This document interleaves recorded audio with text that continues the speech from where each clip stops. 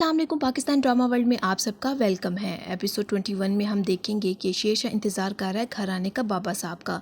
जब बाबा साहब घर वापस आते हैं तो वो बाबा साहब को कहते हैं कि बाबा साहब, आपने मेरे साथ अच्छा नहीं किया, आपने मुझे धोखा दिया है और महक को मरवाने की कोशिश की है। ये बात सुनकर बाबा साहब कहते हैं कि मैं आज भी इस लड़की को अपने घर रखना पसंद नहीं करूँगा, वो अभी इसी वक्त इस घर से चली जाएगी।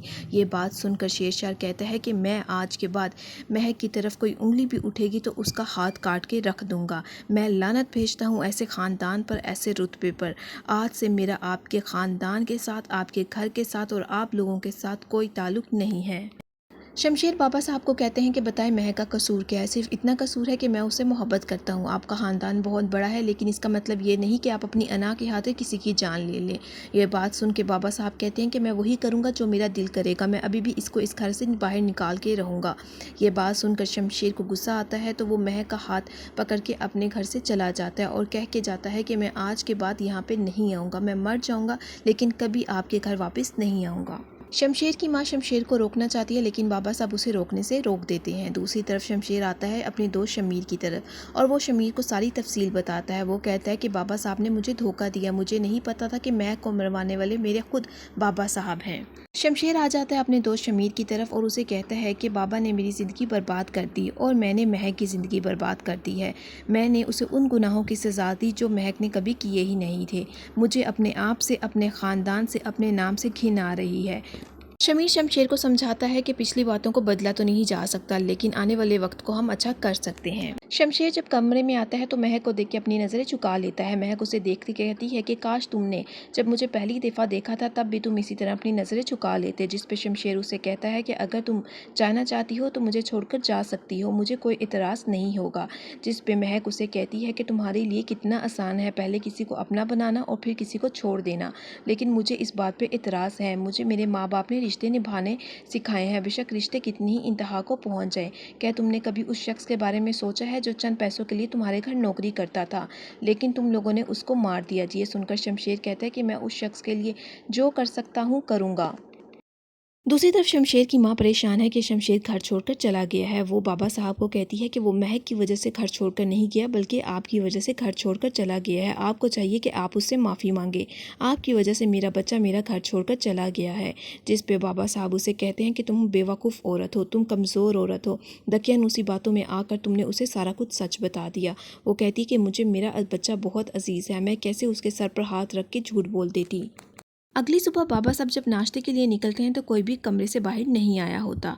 फरवा उन्हें बताती है कि रात से तारा भी शमशेर को ढूंढने के लिए निकला हुआ है। वो फ़ौरन तारा को फ़ोन करते हैं और कहते हैं कि तुम फ़ौरन घर वापस आओ और शमशेर के क्रेडिट कार्ड और डेबिट कार्ड ब्लॉक कर दो। दूसरी तरफ शमीर शमशेर को कहता है कि जब तक तुम चाहते हो मेरे घर रह सकते हो। जिस पे शमशेर कहते हैं कि अगर महक मेरे साथ रहेगी तो मुझे किराए के घर की ज़रूरत पड़ेगी। शमीर कहता है कि तुम इस बात की टेंशन ना लो, भाभी तुम्हें कभी भी छोड़कर नहीं जाएंगी, क्योंकि जो हम मिडिल क्लास लोग होते हैं वफा के मामले में बहुत पक्के होते हैं, ना करके भी हम रिश्ता निभा देते हैं। वो कहता है कि मुझे रात से तारा भाई के फ़ोन आ रहे हैं, लेकिन मैं फ़ोन नहीं उठा रहा। जिस पे शमशेर उसे मना कर देता है कि कोई भी तुम्हें इस फ़ोन उठाने की ज़रूरत नहीं है। शमीर कहता है कि मैं फ़ोन ना भी उठाऊं लेकिन वो तुम्हें ढूंढ के ही रहेंगे। महक अपनी माँ को सच्चाई बताने के लिए फ़ोन करती है, लेकिन अपनी बाबा की तबीयत का सोचकर वो इरादा बदल देती है और वो ये भी कहती है कि मैं घर आऊँगी बाबा को देखने के लिए।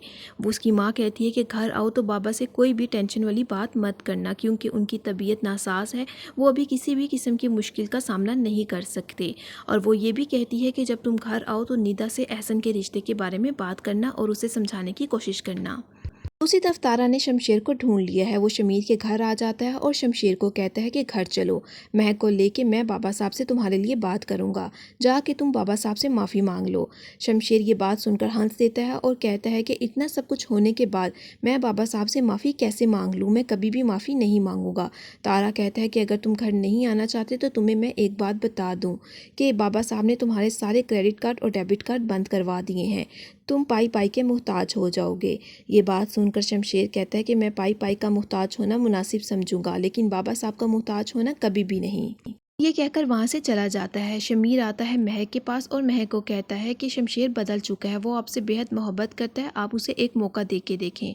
महक कहती है कि मैं उसे एक मौका कैसे दे दूँ, शमशेर मेरी ज़िंदगी का एक डरावना ख्वाब है जो हकीकत बन चुका है और मुझे बहुत तकलीफ़ देता है। मैं उसे माफ़ करना चाहती हूँ लेकिन हमेशा मेरा ज़मीर बीच में आ जाता है और जिस इंसान ने आपकी ज़मीर को चोट पहुँचाई होती है उसे कभी भी माफ़ नहीं किया जा सकता। दूसरी तरफ एहसन की माँ परेशान है कि एहसन ने निदा से शादी करने का फ़ैसला कर लिया है। वो अपने शोहर को कहती है कि ये क्या बात हुई कि भाई साहब अपने गंदे अंडे मेरी टोकरी में डालने पे तुले हुए हैं। उसका शोहर कहता है कि मैं तुम्हारी बातों से तंग आ चुका हूँ, जो एहसन चाहेगा वही होगा, और वो उठ के वहाँ से चला जाता है। वो एहसन को भी समझाने की कोशिश करती है कि पहले ही एक बहुत बड़ी मुसीबत से निकले हो, अब फिर तुमने दोबारा मुसीबत अपने गले में टांग ली है। लेकिन एहसन अपनी माँ को कहता है कि मैं अपना एक फ़ैसला बदल चुका हूँ, इस दफ़ा अपना फ़ैसला नहीं बदलूंगा। अगर निदा इस शादी के लिए हाँ कर देगी तो मैं हर हाल में ये शादी करके रहूँगा और कोई ताए पे एहसान भी नहीं करूँगा। महक आती है निदा के पास उसको समझाने के लिए कि वो एहसन के साथ शादी करने के लिए हाँ कर दे, जिस पे निदा उसे कहती है कि महक तुम्हें याद है मैं बचपन में नए कपड़े पहनने के लिए कितना रोया करती थी, लेकिन मुझे हमेशा तुम्हारा उतरंग ही मिला करता था, लेकिन फिर रो रो कर चुप कर जाया करती थी। जब आपको पता हो कि आपके जज्बात की कोई कदर नहीं है तो तब आपकी ज़िंदगी बहुत मुश्किल हो जाती है। मैंने सब कुछ हंस कर बर्दाश्त किया है लेकिन इस दफ़ा मैं एहसन के साथ शादी के लिए नहीं मानूंगी। मैंने हमेशा एहसन को तुम्हारे साथ देखा है, मैं तुम्हारा उतरंग नहीं पहनूंगी। इस पे महक निदा को समझाने की कोशिश करती है कि ऐसा कुछ भी नहीं है, मुझे मौका नहीं मिला कि मैं अपने बाप की हुई बात को पूरा कर सकूं, लेकिन तुम्हें ये मौका मिल रहा है तो तुम इस बात को पूरा करने की कोशिश करो।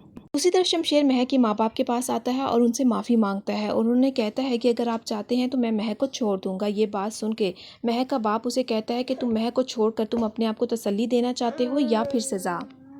शमशेर का बाप शमशेर को कहता है कि तुम्हारी आज के बाद यही सज़ा है कि तुम्हें कोई भी सज़ा ना दी जाए। तुम्हारी ज़ात से आज तक हमें जितनी भी तकलीफ़ें पहुंची हैं ये तुम्हारा अमल हमें सबसे ज़्यादा तकलीफ़ देगा।